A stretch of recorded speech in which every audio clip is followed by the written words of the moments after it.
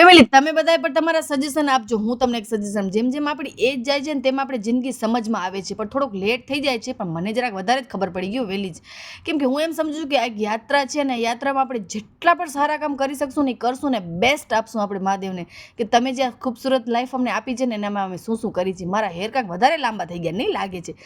અને કાલે અમારા ઘરે છે ને સત્સંગ હતો, તો એ બધી લેડીઝ અમારા ઘરે એટલા માટે આવી હતી. તે મેં સાંજના થોડાક શાકભાજી લીધા, પછી ફુલાવર, રીંગણા, કોબી એવું બધું મિક્સ શાકભાજી બનાવી નાખ્યું મેં. બસ જમી કરી લીધું. અને આ વેસ્લિંગ આજકાલ હું યુઝ કરું છું. આજે પતિદેવને થોડુંક લેટ જવાનું હતું, મોસ્ટ ઓફ 8:30 વાગે ઘરમાંથી નીકળી જાય, પણ આજે 9:30 વાગે. તો હું એમ વિચારતી હતી કે 8 વાગે હું ઉઠી જાઉં, ત્યાં સુધી પહેલાં હું રેડી થઈ જાઉં અને પછી એમને રેડી કરું. એટલે મીન્સ એ પોતે થઈ જાય, મારે રેડી નહીં કરવાના. વળી વાત હું તો મેસેજ કરશો તમે. અને બસ પછી હું મારા કિચનમાં આવી, અને આ મોર્નિંગનો ટાઈમ છે. આજે મારા પાસે ક્લિપ નથી તો મેં મિક્સ કરી નાખી છે.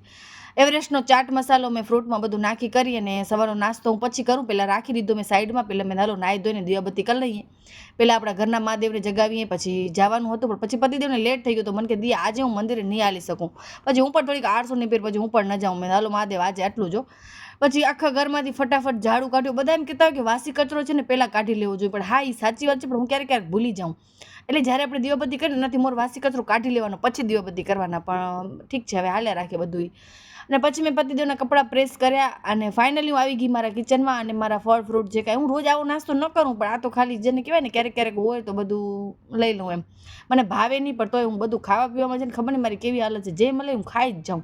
તો ચલો, વિડીયો સારો લાગ્યો હોય તો લાઇક એન્ડ સબસ્ક્રાઈબ ને